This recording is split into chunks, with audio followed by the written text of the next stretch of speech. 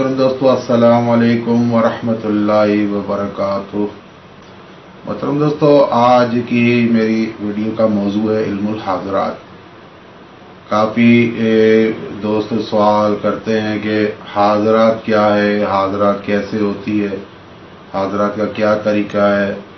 और ये अक्सर बच्चों के अंगूठे पे या बच्चों के हाथ पे स्याही लगा के और पानी में या चिराग जला के मुख्तलिफ तरीक़ों से या तावीज़ के अंदर ये हाज़रात दिखाई जाती है। ये क्या है, किस तरीके से, क्या मसला है, किस तरह से होती है। अक्सर लोग चोर ढूंढते हैं, इसमें ख़जाना ढूंढते हैं या जिन्नात या मरीज़ के बारे में मालूमात करते हैं। तो दोस्तों, हाज़रात असल में अरवाह को हाज़िर करने के इल्म को कहा जाता है। और अरवाह को हाज़िर करने के लिए जिस कि किसी के ऊपर ज़ाहिर करना या किसी को दिखाना, तो इसमें सवाल ये पैदा होता है कि हमेशा बच्चों का ही या मरीज़ का क्यों जो है वो ये इस्तेमाल किया जाता है, यानी उनको मामूल क्यों बनाया जाता है, उनके ऊपर ये अमल क्यों किया जाता है। तो दोस्तों, मरीज़ और बच्चे पे अमल इसलिए किया जाता है कि ये अरवाह जो होती हैं, अरवाह हसास होती हैं और इनको देखने के लिए, समझने के लिए भी बहुत हसासियत की ज़रूरत होती है। यानी एक हसास तबीयत वाला इंसान होना चाहिए, हसास कमज़ोर दिमाग वाला, या जिसको यूँ समझ लें कि बच्चे होते हैं तो बच्चे नाबालिग अक्सर बच्चे हसास होते हैं, इसलिए बच्चों को ये चीज़ें बआसानी नज़र आ जाती हैं। उसके अलावा जब इंसान बीमार होता है तो बीमार में भी हसासियत बढ़ जाती है। मिसाल के तौर पे जादू और जिन्नात ज़दा मरीज़ जो होते हैं अक्सर उनमें बहुत हसासियत बढ़ जाती है। हसास होने की वजह से ही ये चीज़ें उन पर जल्दी हावी हो जाती हैं और वो मरीज़ बनता है इसलिए कि उसका ज़हन हसास है। तो ऐसे लोगों पे ये चीज़ फ़ौरन ज़ाहिर हो जाती है या कुछ हद तक ज़ाहिर हो जाती है। तो इसलिए अक्सर आपने सुना होगा, जो अमली नजरात हैं या नए दोस्त हैं जो अमलियात के मैदान में उतरे हैं, कि भाई जो है मरीज़ को दिखाया जाए या बच्चे को दिखाया जाए, छोटे बच्चे को। तो ये इसके पीछे यही लॉजिक होती है कि छोटे बच्चे जो होते हैं उनका दिमाग हसास होता है और मरीज़ का भी दिमाग हसास होता है, यानी हसासियत की वजह से ही वो आसिबी मर्ज का शिकार हुआ है, तो ये उनके ऊपर की जाती है। अब आते हैं कि ये मुख्तलिफ तरीक़ों से दिखाई जाती है, यानी पानी में दिखाई जाती है, तो कोई इसको हम आबी हम हाज़रात कहते हैं। कोई आग पे यानी चिराग पे दिखाई जाती है तो उसको हम आतिशी हाज़रात कहते हैं। मुख्तलिफ तरीक़ों से इनको जो है वो किया जाता है और अक्सर इसके अंदर जो होता है फेक होता है, यानी इंसान के अपने दिमाग की पैदावार होती है, अपने ही दिमाग की पैदावार होती है। इसमें हकीकत 30%, 70% फेक या फिर शैतानी या हमजाद की मुदाखलत होती है। अक्सर बच्चों के हमजाद शरीर होते हैं तो वो नक्श के खाली खाने में, स्याही वाले खाने में या अंगूठे की स्याही में दाखिल होकर और गुमराह करते हैं। अक्सर लोग हाज़रात के ज़रिए चोरों के बारे में पूछते हैं कि चोर कौन है और जादू किसने कराया है। तो ये तो हमारे मसलक अहले सुन्नत में आला हज़रत की तरफ से सख्ती से मना फरमाया गया है कि ये बातें किसी की प्राइवेसी मत पूछी जाए, क्योंकि अल्लाह सत्तारुल अयूब है और किसी को चोर किसी होने का इल्ज़ाम लगाना है, उसके बारे में पूछना, तो मोकलीन और जिन्नात जो मुसलमान हैं, जो नेक मोकलीन हैं, अरवाएँ, वो कभी ग़ीबत नहीं करती हैं। तो ये जो चोर दिखाते हैं या ये दरअसल असल में ऐसा होता है कि हमजाद के आमिल जो होते हैं, जो लोग हमजाद से काम लेने वाले होते हैं या सिफली वाले होते हैं, वो लोग ऐसी चीज़ें, चोर का नाम तक बता देते हैं, लेकिन वो भी गलत होता है अक्सर, और गलत होता है। और ऐसा नहीं पूछना चाहिए कि चोर कौन है, जादू करने वाला कौन है और किसने करवाया है, ऐसे सवालात नहीं करने चाहिए। हाँ, ये है کہ کچھ حد تک مریض کے بارے میں پوچھا جائے کہ مریض کو کیا مرض ہے. ایسے حضرات کے عمل ہیں، بزرگوں نے بھی لکھے اپنی کتابوں پہ، شمع شبستان رضا میں بھی ہیں، لیکن یہ بہت اشد مجبوری کے تحت حضرات کی جاتی ہے. یعنی موکلین کو کسی کو دکھانے کے لیے، اپنے عمل کے موکلین کو کسی بچے کو دکھانے کے لیے، اس کے ذریعے بچے کے توسل سے ان سے بات کرنے کے لیے. اول تو جو کامل لوگ ہوتے ہیں اس فن میں، تو ان کو ان حضراتوں کی ضرورت نہیں پڑتی ہے، ان کے پاس جو کچھ ہوتا ہے وہ ان کو ویسا ہی علم میں آ جاتا ہے. تو وہ لوگ ایسے کام نہیں کرتے.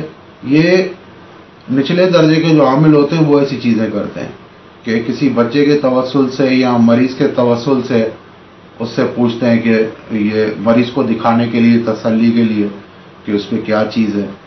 تو ایسے اعمال ہوتے ہیں حضرات کے، اس میں کوئی شک نہیں ہے.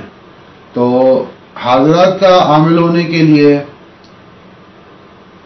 سب سے پہلے آپ کو تھوڑی پریکٹسیں جو ہے وہ ہپناٹزم کی یا ٹیلی پیتھی کی کرنی پڑتی ہیں، کیونکہ اس میں کافی حد تک جو ہے اس کا بھی کام ہوتا ہے کہ آپ کسی کے ذہن کو، کے خیالات کو اپنے کنٹرول میں کر کے اور اس کو وہ چیز دکھانا چاہتے ہو جو اس نے کبھی نہیں دیکھی ہے.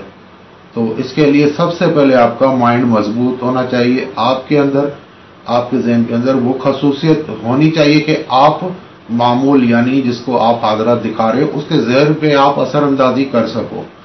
تو اس میں اکثر ہپناٹزم یا ٹیلی پیتھی کا بھی عمل دخل ہوتا ہے، جس کو ہم ہمارے اندر اسلام میں، ہمارے اسلامی علوم کے اندر یا تصوف میں توجہ کہا جاتا ہے. اس توجہ کے ذریعے، یعنی ایک باطنی توجہ جس کو کہا جاتا ہے، اس کے ذریعے معمول کے ذہن کو مائل کیا جاتا ہے کہ وہ اس طرف اس کا رجحان ہو اور وہ ایسی روحانی مخلوق کو دیکھنے کے قابل ہو جائے. تو اس کے اکثر نیگیٹو اثرات بھی ہوتے ہیں. ایسا بھی ہوتا ہے کہ جب بچے کو حضرات دکھائی جاتی ہے تو آس پاس موجود شیاطین وغیرہ بھی یا عمار، ایسے جنات جو اس جگہ پہ رہنے والے، وہ بچے میں یا مریض کے اوپر کسی طرح کی اثر اندازی کر دیتے ہیں. اس کے بعد بچے کو اکثر خوابوں میں وہ چیزیں آنا شروع ہو جاتی ہیں یا اسے دکھائی دینا شروع ہو جاتی ہیں، یا اس کی جس کو تیسری آنکھ کہا جاتا ہے وہ تھرڈ آئی کھل جاتی ہے. اور یہ کھلنا بہت نقصان ہے. وہ پھر بچہ عام بندوں جیسا نہیں رہتا، وہ ایسی ایسی باتیں کرتا ہے کہ لوگ بولتے ہیں پاگل ہو گیا ہے یا کچھ اثر ہو گیا ہے اس پہ، یا یہ ہم کو بیوقوف بنا رہا ہے. کبھی اس بچے کو کیا نظر آتا ہے، کبھی کیا نظر آتا ہے.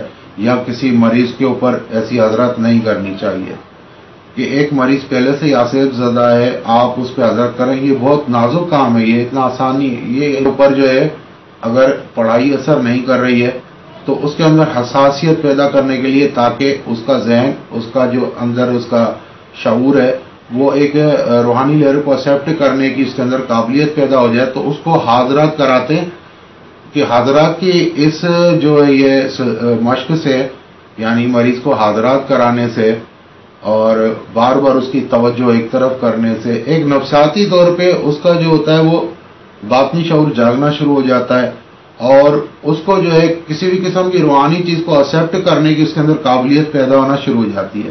یعنی اس کے ذہن کی توجہ ان باتوں کی طرف ہو جاتی ہے کہ کچھ روحانی چیزیں ہیں یا یہ روحانی اس طریقے سے مخلوق ہے، میں اس سے رابطہ ہوں. اب چاہے رابطہ نہیں بھی ہو، لیکن اس پریکٹس کی بدولت اس کے اندر یہ کوالٹی پیدا ہونا شروع ہو جاتی ہے کہ اس کی روحانیت اندر سے بیدار ہونا شروع ہو جاتی ہے. اس کی توجہ والی جو طاقت ہے، اس کی جو حساس طاقت ہے، اس کو ہم نیگیٹو پوائنٹ سے پازیٹو کی طرف لانا شروع ہو جاتے ہیں، اور پھر آہستہ آہستہ اس پہ پڑھائی اثر کرنا شروع کر دیتی ہے. مریض جلدی صحیح ہو جاتا ہے.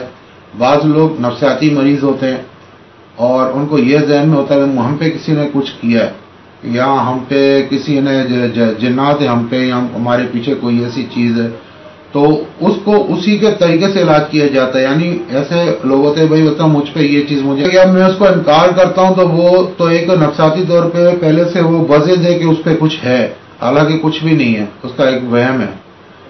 اور اس وہم کو دور کرنے کے لیے پھر اس کو بولتے ہیں اچھا ٹھیک ہے یار، یہ تو چڑیل ہے، یہاں یہ تو یہ چیز ہے، تو اس کا علاج ہوگا. جب اس کی بات پہ آپ اس کو مطمئن کر رہے ہیں، نفسیاتی طور پہ مطمئن کر رہے ہیں، کہ ہاں واقعی ٹھیک ہے، میں مانتا ہوں واقعی یہ چیز ہے، تو مریض آپ سے مطمئن ہو جاتا ہے کہ ہاں یہ بندہ میری تکلیف حل کر سکتا ہے، یہ میری بات سمجھ گیا۔